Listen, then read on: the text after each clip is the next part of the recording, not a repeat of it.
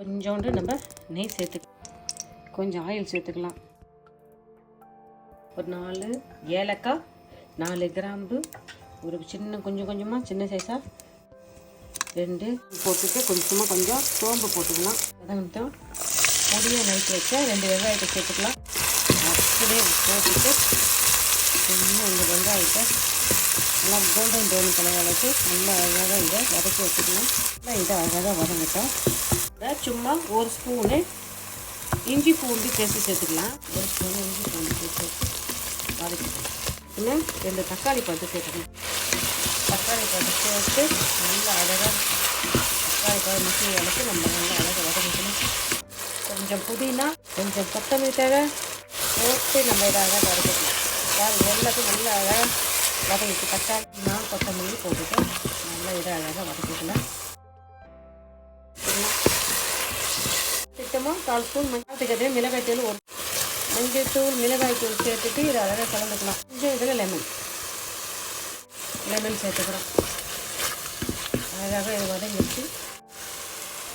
போட்ட மசாலாலாம் எண்ணெய் அழகாக வதங்கி வரும். அப்படியே வதங்கிட்டு கொஞ்சம் அழகாக வதக்கியாச்சு. தக்காளி வெங்காயம் போட்டு எடுத்துங்க.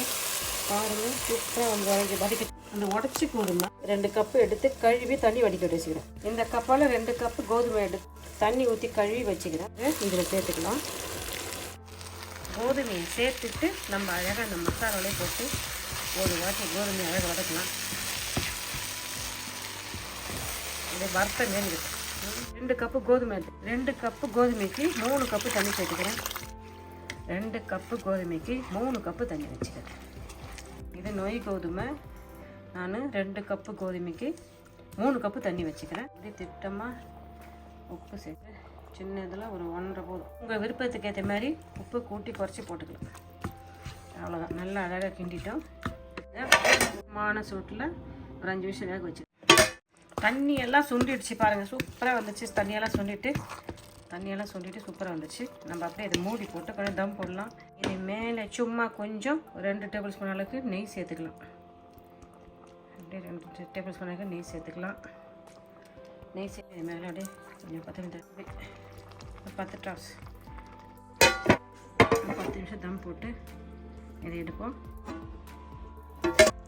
பாருங்கள், எண்ணெய் சூப்பராக நம்ம கோதுமையை வச்சு ஒரு தக்காளி சாதம் செஞ்சுட்டோம். கோதுமை தக்காளி சாதம் ரெடி.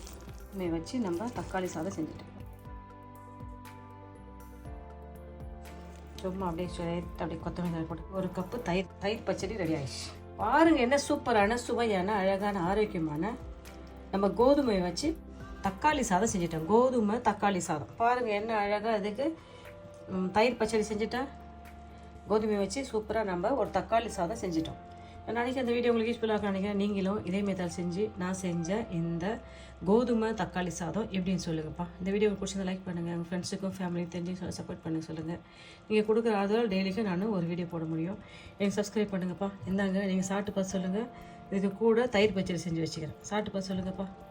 தேங்க்யூ.